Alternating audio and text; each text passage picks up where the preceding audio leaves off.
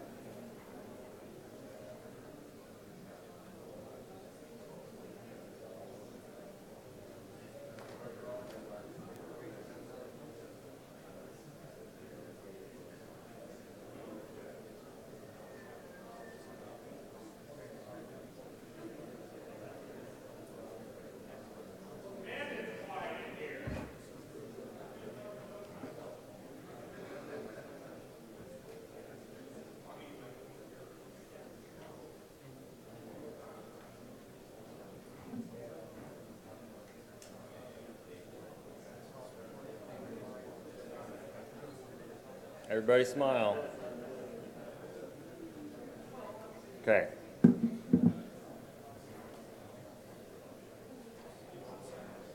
We're ready?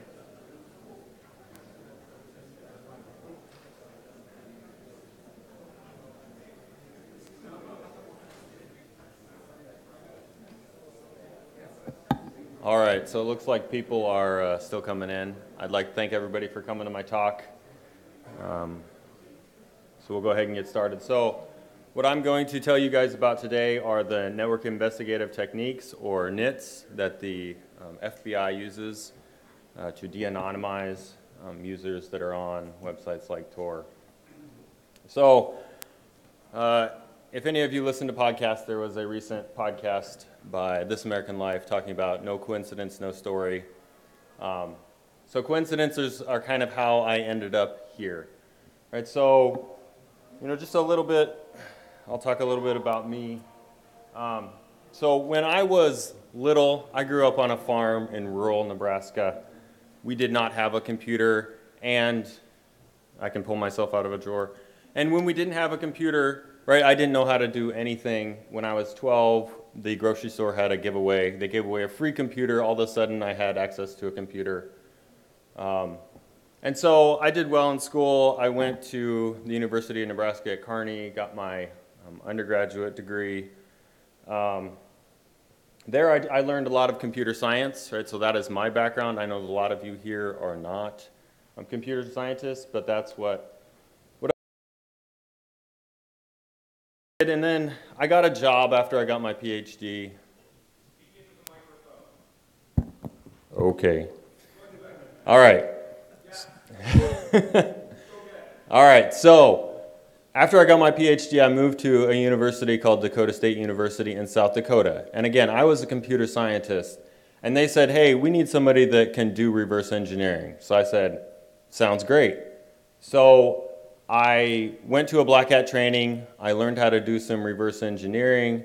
And then one of the faculty came up to me and said, hey, I have this case where a guy named H.D. Moore, who at that point I had never heard of,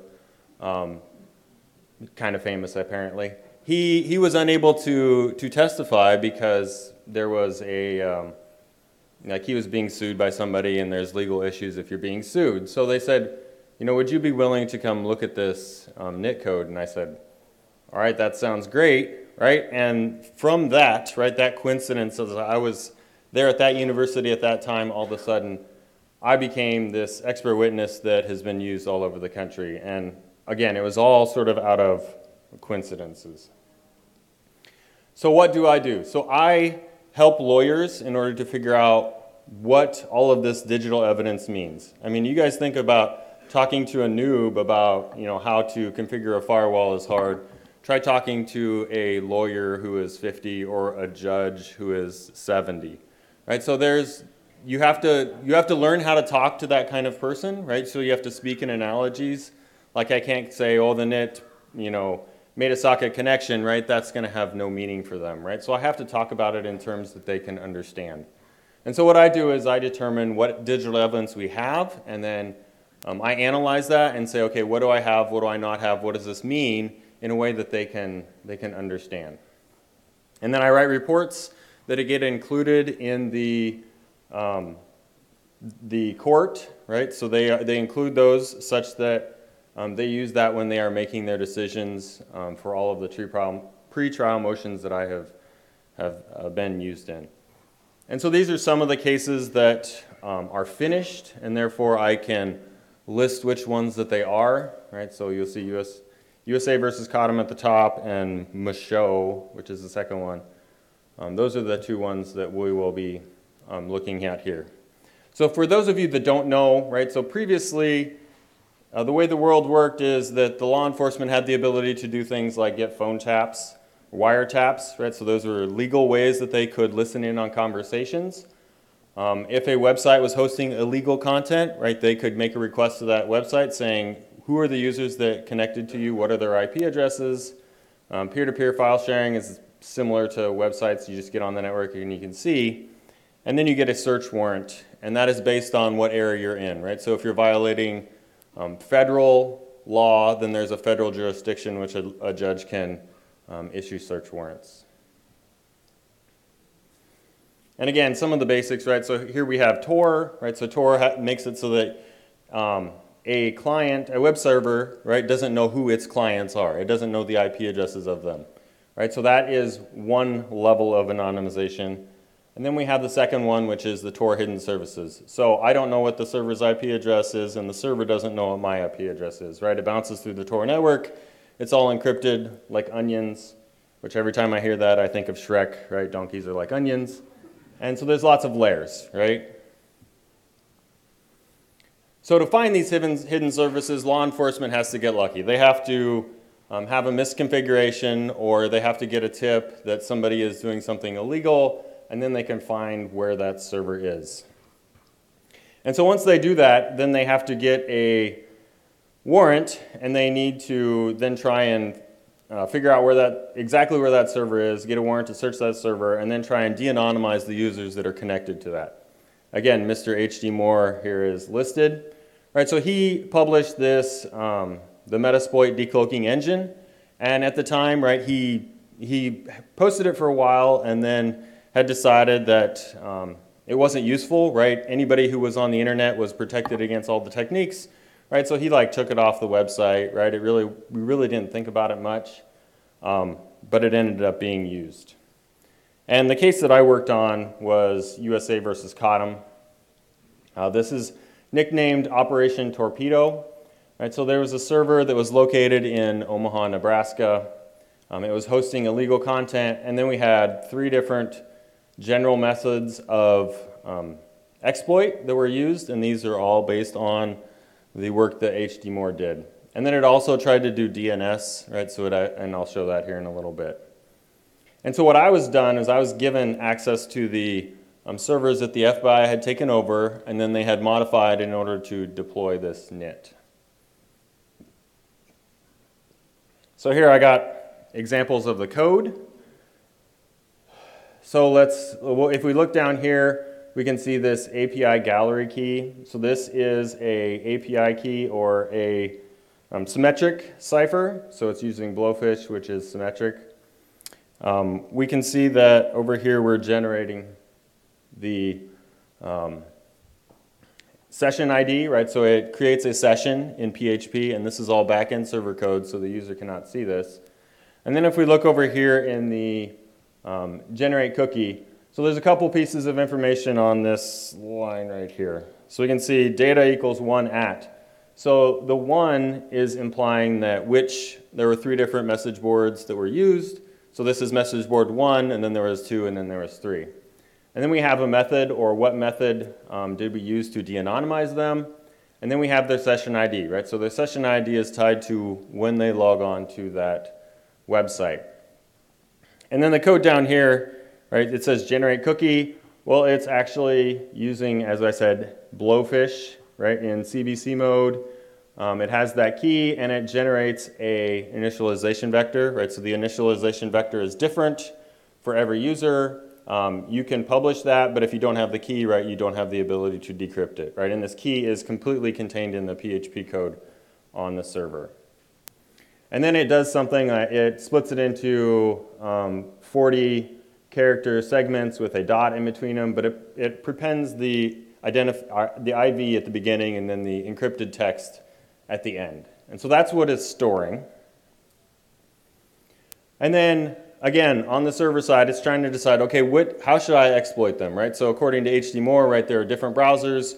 You try and exploit those different browsers in different ways. And so it lists here Firefox and IE, IE9, Chrome. It lists all of those in there. And then what it does is in this code right here, right, it's generating a cookie for each of these different types. Again, the types are to say, okay, what type of method did I use in order to de-anonymize them?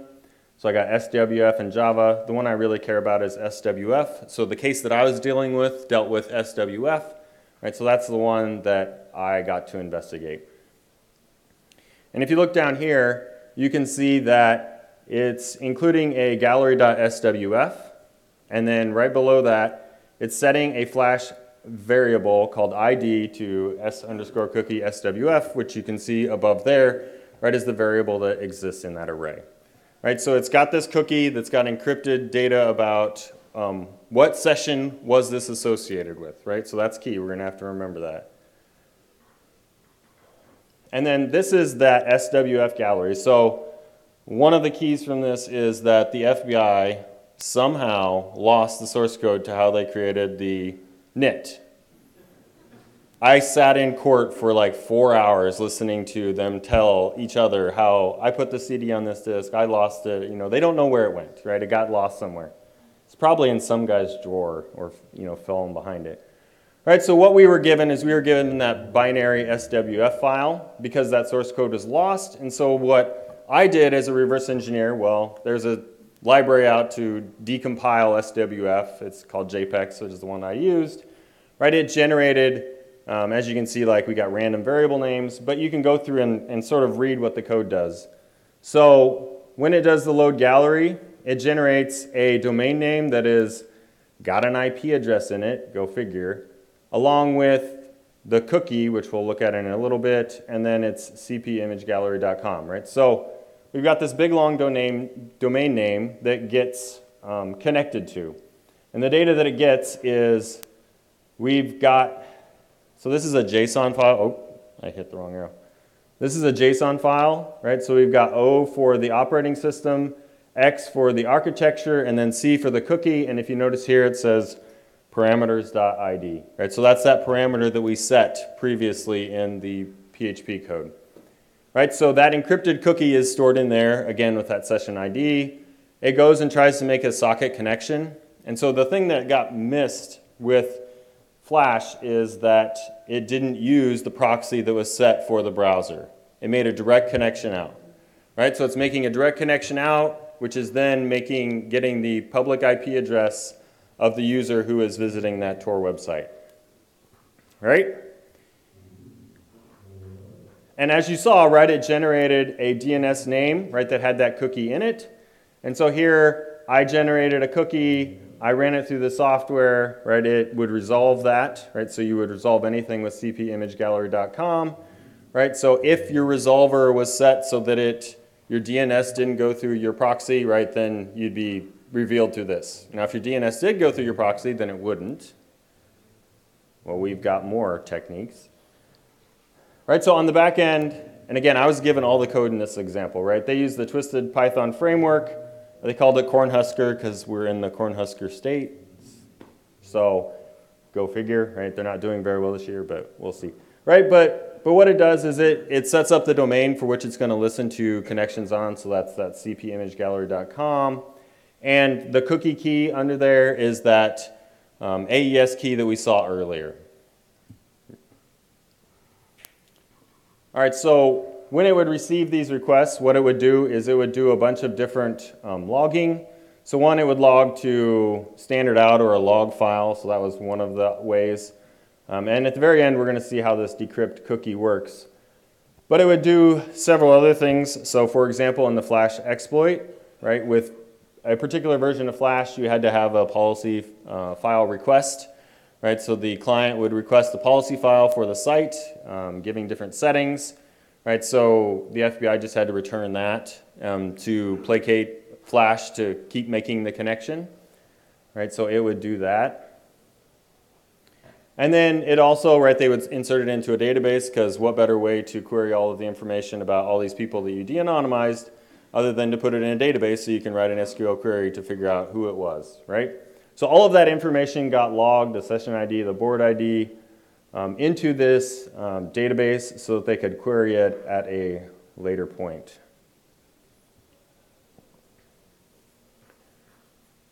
And then here is, if you look on here, right, so I talked about earlier that where's my cursor? There it is. We can see that when it gets that request, it's going to go ahead and use JSON in order to parse it, right? So that cookie is stored with its key value pairs, which is the way JSON works. So it goes ahead and it does, a couple of checks. It tries to make sure that the cookie is there. It loads it, right? So if it doesn't have a key called C, right, that's for the cookie, then it's going to exit. If it does, right, it's going to go ahead and again, it's going to run this decrypt cookie, which then it will also log to the console or a log file. And then, let's see.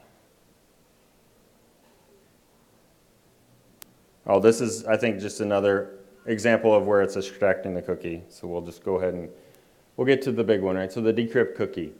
So the decrypt cookie is going to, first of all, the cookie is stored in hex, right? So PHP did a hex conversion of that cookie. So it converted from actual hex into ASCII hex. Right, it goes in, checks, and makes sure that the cookie has the correct number of bytes, right, so they have a minimum. It goes ahead and then uses the blowfish, and you'll notice here that it's got, so this is trimming off the first part, which is that initialization vector that we talked about. So that is the initialization vector that you need to feed into blowfish, and then the entire rest of the string is the encrypted cookie, right? And then it goes, and again, it does some sanity checks, right? So if there's a $sign in there, right, it's because it's got $signs as a delimiter to separate all the different parts. And then if it found them, then it goes ahead and it returns the ID of the board, right? So that's the 1, 2, or 3, the method in which it de-anonymized them, and then the last part was the actual session ID, right? And so they can, now they have that session ID, so they can tie the session of, I see the person logging onto the server to this site, and I can tie that with the IP address that I got out of this method of de-anonymization. So as an expert, right, I had to ask all of the technical questions to the FBI. And so, you know, one of the things is this NIT code is sent to some client at some point later, right, in maybe milliseconds.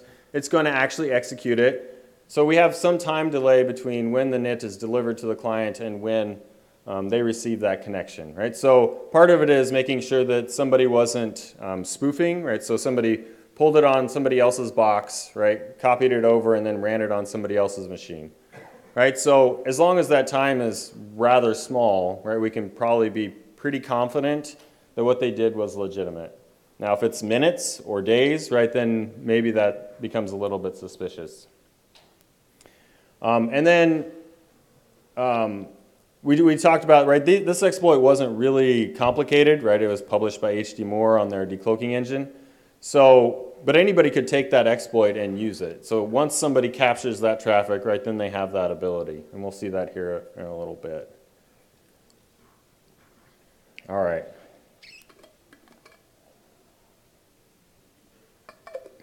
So that was Operation Torpedo.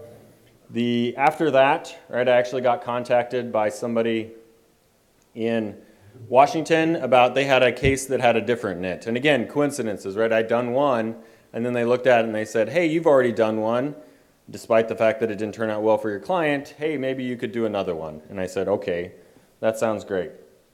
So the playpen cases are all over the US and actually all over the world. I believe there's 100 to 200 of them in the United States. There were, I believe an agent testified, there were like 100,000 across the entire world. So a majority of them were not in the United States. And so what the evidence that was collected and given to us as experts has been the NIT code, right? So the actual code that ran, and then a PCAP of the traffic which they received from that user that was de-anonymized. And once they had gotten that IP address, right, there's this entire process, right? These were in 2014, I believe, and I'm still getting calls on them today, right? So the process for judicial going through this is rather slow in comparison to a lot of things. But once they have that IP address, then they will go ahead and issue a subpoena to say we'd like to search so-and-so's residence, right? They'll collect all of their devices, and then check and see if there are illegal images on them or not. And then they will, of course, file charges if there are. And most of the work that I actually do are in pre-trial motions. So Operation Playpen, right? So Playpen was a website. It was hosting illegal content. And again, that case that I talked about, USA versus Michaud. So this is my best guess as to how the networking investigative technique worked by the FBI. And you can kind of talk about a NIT as in one little tiny piece, right? This little piece of NIT code, or you could say the entire thing that they're doing is capturing data, and so that entire thing is a NIT, right? And so sometimes lawyers will get into, you know, we don't have all of the code related to the NIT is one thing a lawyer will say, and you know, that encompasses all of the different software. So we have a unique identifier generator to identify or create UIDs for each user that logs on. Right, we actually have to deliver it the exploit and then the NIT, and the NIT actually has to be modified so that UID is included in it. And then all of that data has to be logged. And that's when a user hits the website, and then this exploit is sent to the client's computer, the exploit runs, and then the NIT runs after that. And the exploit could run anything, right, because it's running arbitrary code, and we'll talk about that. But then that data, like we talked about earlier, in this case, as in that one, goes over the regular internet, right, not Tor, bypassing all their proxies, right, such that it hits a government logging server. They log the IP address that is public, along with the unique identifier, and then they save that data to a hard disk so that they can come back 2 to 4 to 8 years later. That's how government works. All right, so another coincidence, right? I didn't actually ask them to do anything, but the ACLU, the EFF, and there's like a criminal lawyers association, right? They published this guide about challenging government hacking in criminal cases, right? And so one of my declarations was included in that as here is a model of how you would do it. Because honestly, lawyers have no idea what any of this means, right? They hear that they have somebody who's charged with one of these crimes, and they say, I don't know what the heck I'm going to do with any of this, right? So they call me and I say, okay, I've done this a dozen times, right? This is how it's going to go, right? And here are all the different parts that you have, and here are all the things that they've given you. Here are all the things that they haven't given you. What does it mean? What are your options as far as arguments that you can make to the court, motions that you can file? There have been other NITs, right? So one of the guys that was on the Michaud case was Vlad Chertyskelovich. I don't know if I say that very well. Anyway, so he is very much in on capturing all of these. I'll take the V8. So he goes ahead and captures them. I don't know how this is going to taste.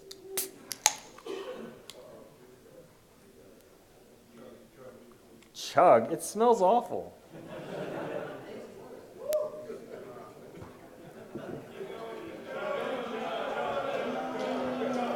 Oh my gosh.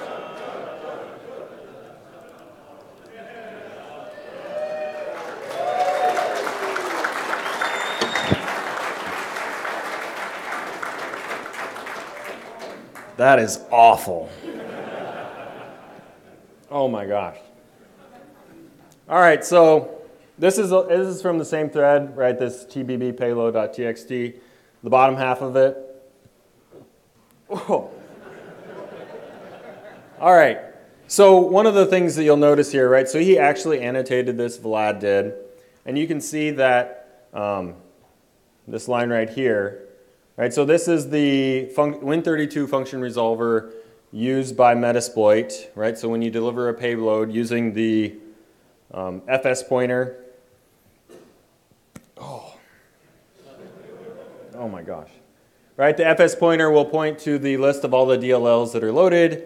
It iterates through looking for hashes and trying to find exactly what memory address a particular Win32 function exists. Right, so this is something that Metasploit uses. Again, this is used in one of the NITs. And another one was from the Giftbox server. This one actually connected to an IP address that was in France. And it's been listed here a couple times. And so when I am given this, the NITs and all of the code associated with those, I have to sign a protective order saying, I will not release this information. I will not disseminate it to anybody other than the lawyers who are involved in the case and the client that we have in the case. And generally, actually, the client can't even see it, right? We can talk about the evidence to him, but he ends up seeing my reports and not necessarily all of this because it really doesn't apply to him. And again, it's covered under protective order. So I cannot show what any of my NITs look like, but I can show different ones, right? So this is one of the ones that Vlad had done that was for a completely different NIT that was used. And so, you know, one of the things that I do is I go through and I will annotate the assembly code to say, okay, what exactly is happening? So for example, we can see WSA startup. Again, this is a Windows-based one. And then down here, we are making a call to WSA socket. All right, and that is, right, we're pushing all of the hashes on. We're calling EBP, which then is that function resolving function, right, to figure out where that is, right, so that it can execute that function. And basically, right, you load the binary code into using like PowerShell, you set a breakpoint, and then actually when you get to that point where it actually jumps to the function, like Windows will automatically resolve that name for you and tell you that this is WSA socket, right, and then you can look up what are the arguments to that function. Right, and so I'll go through and I'll look at all of the different calls to all the different functions in there and say, okay, this is exactly what it does or doesn't do.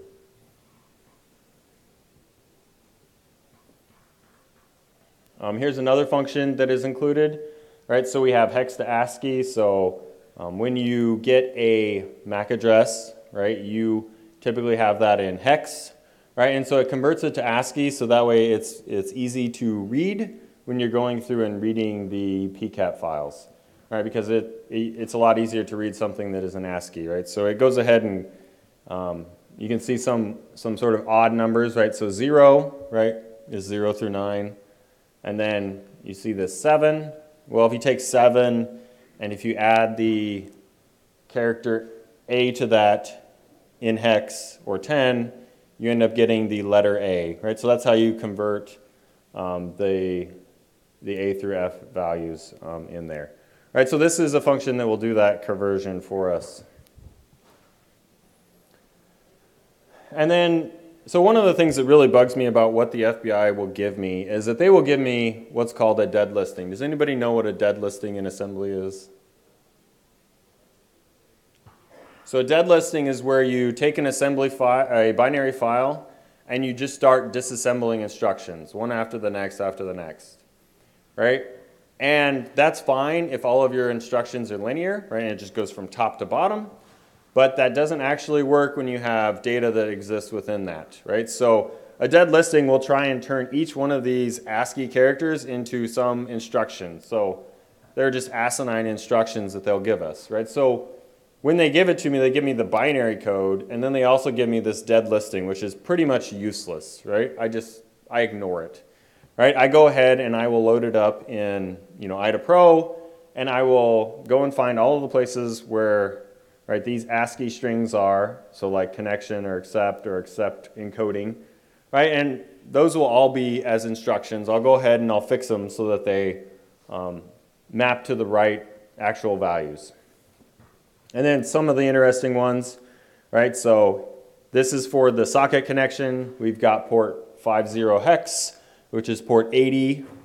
And then we have a IP address down here, right? So that's the hex digits for an IP address, and I put in there the comment of what that IP address was at the time. And then we have our GET request, right? So the GET request, right, you're saying, well, that's a crazy URL that they're getting, right? That's actually a unique identifier, right? So that identifies who that was on the website, right? The FBI generated it, as I showed in that diagram, right? Each one of them gets a new one, right? So every NIT that they produce is unique, right? And thus, every single time I have to redo all of my analysis because every single NIT that they give me is unique, right? The hash of that is going to be different than the hash of each other one that I have.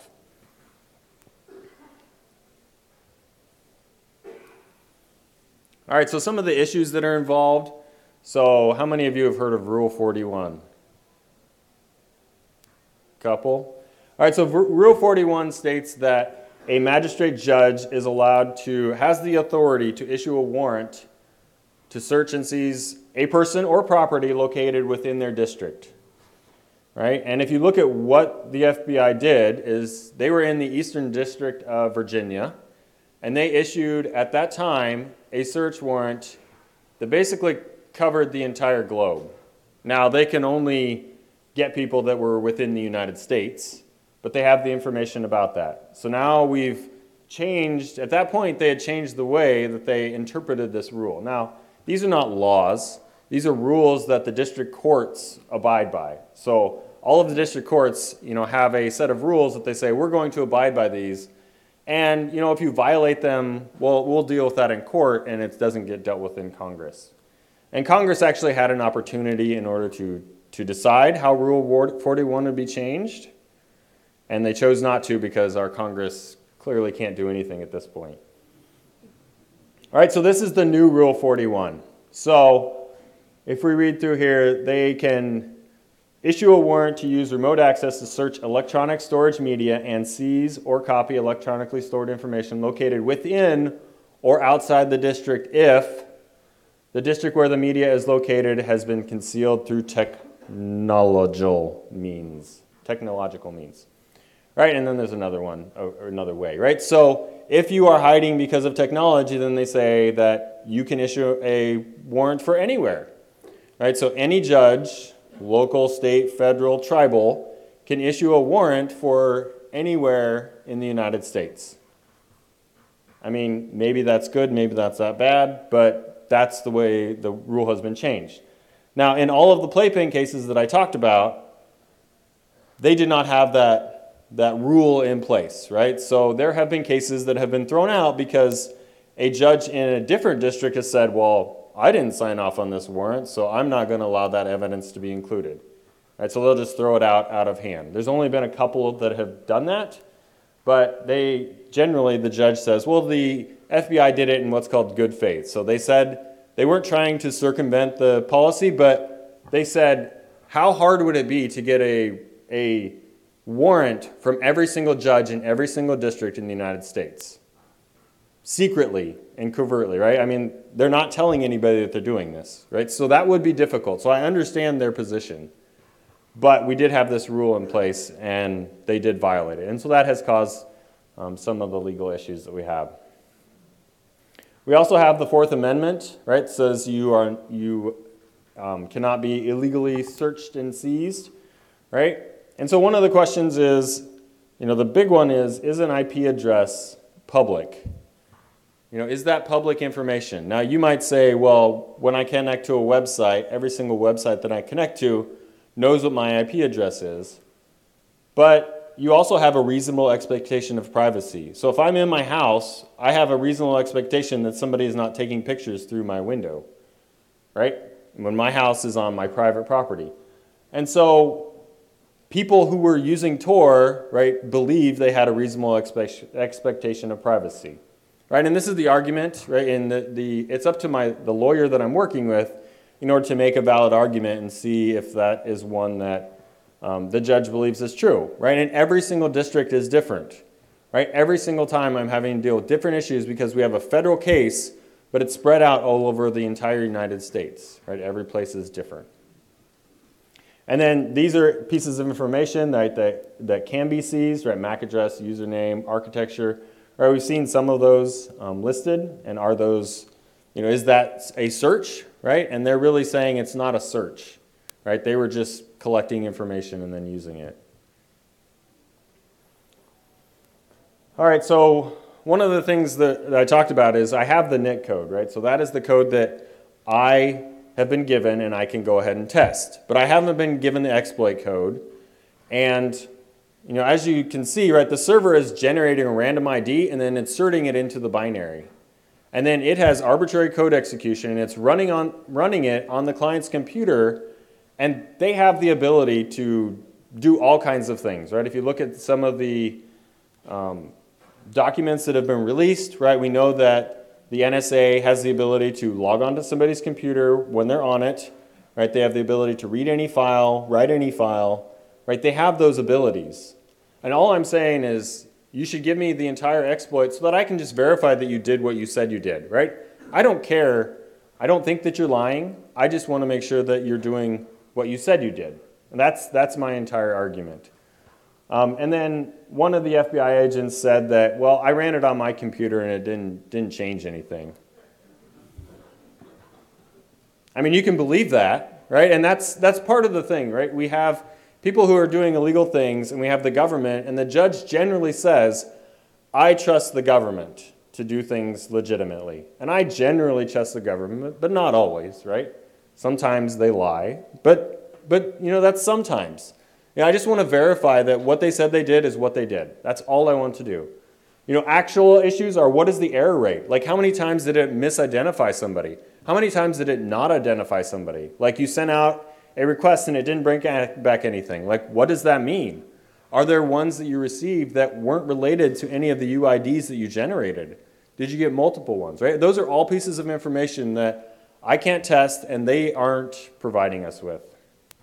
And like I said, all that server software code, right, that's not included. So I can't look at that and say, well, if there's one operator that was pissed off at somebody, right, and ran something different, right, was that possible? Who had access to that server? Again, these are just questions that we have to go through and we have to answer. And one of the arguments is they'll do what's called in camera, or it's within the judge's quarters, right? So chambers, sorry. So the judge can be with their expert, right? The expert given by the government, and he can review this binary code. I mean, your laughter expresses it, right? So, you need to have somebody in there who is an advocate for the person who is being charged with these crimes. You can't just say, we're going to allow your expert to explain it all, right? Because it's already black magic to them, so more black magic is just going to be great. And also, right, we have this thing called protective orders, right? I've signed protective orders in every single case that I've done, and I haven't given out the information that I've been given in those protective orders. And they say, well, we're worried about you divulging that. I suppose there are hackers that could steal my code. But right? I'm totally not going to do that on purpose, right? Because I can get taken into court, I can get sued if I release any of that information, right? So that's not what I'm going to do. I am more than willing to go to a government facility. There's one in Omaha that I can go to and review the code if that's what they want. And that's what we did in the Cottom case, right? I went to Omaha and I reviewed the code in Omaha, and I did not take the code out because me being in possession of that hard drive is against the law, right? I can get 5 years in prison just for possessing the hard drive. So I don't want to take that hard drive home at all. So what I've suggested is that we should probably have a framework for testing all of these NITs, right? So that I can get the exact system that they had with all of the configuration files and who has access, and I can say, yes, I can indeed verify exactly what they did, right?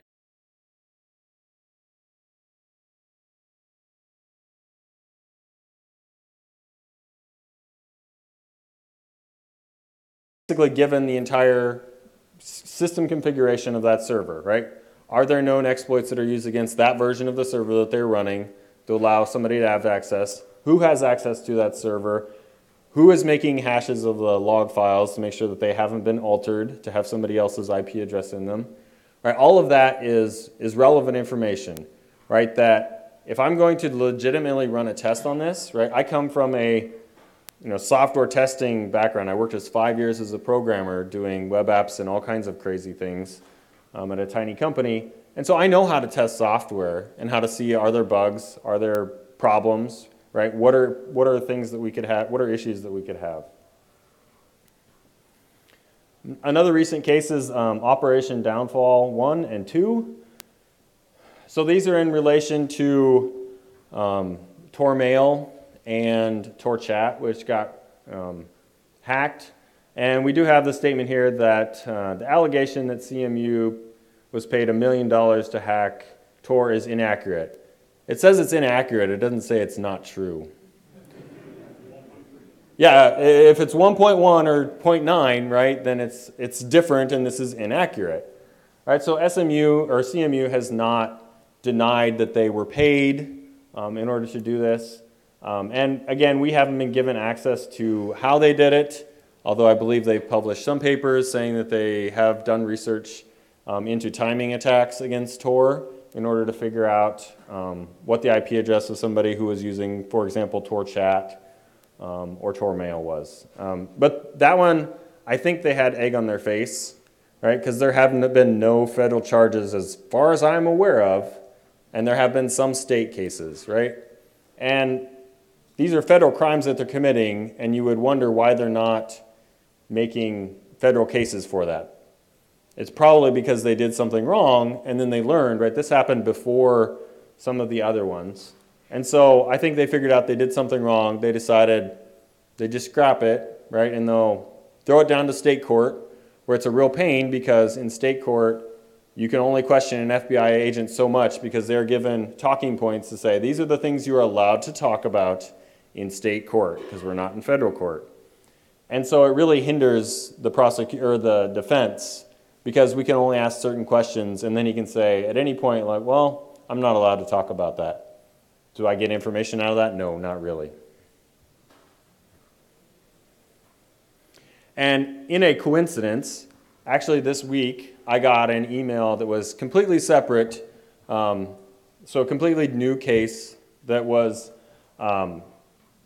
where the FBI was using a NIT, right? So right now, they're using these in probably child pornography, terrorism, and drug cartels.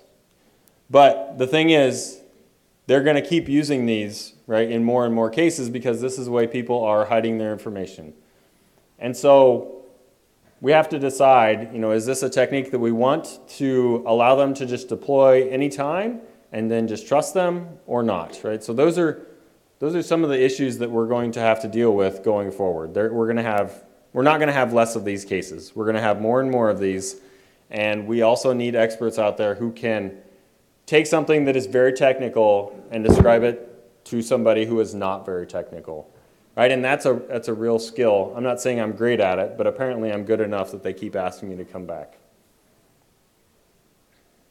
And then almost lastly, anybody interested in reverse engineering, right? I created a bunch of challenges for the CTF here at Derbycon, and Dave gives lots of hugs. So if you guys want to do them, you can do them. If you have questions, you can contact me about them, and I will be more than happy to give you guys hints or help afterwards, but not right now. So people are still working on the CTF.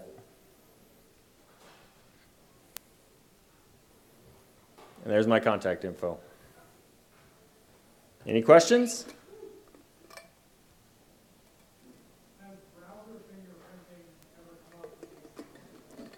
No, browser fingerprinting has never come up in any of these cases. You mentioned DataPro. What other resources would you recommend for getting into reverse engineering, for learning x86 and x64 assembly and tools and things? So I've produced some courses on how to get started into assembly, first of all, and then reverse engineering. There's several books out there that you can look at, and they will help you through it. And I've tried, like, IDAPro is expensive, and I've tried some of the cheaper ones. And for example, the data encode doesn't work in Binary Ninja yet, so.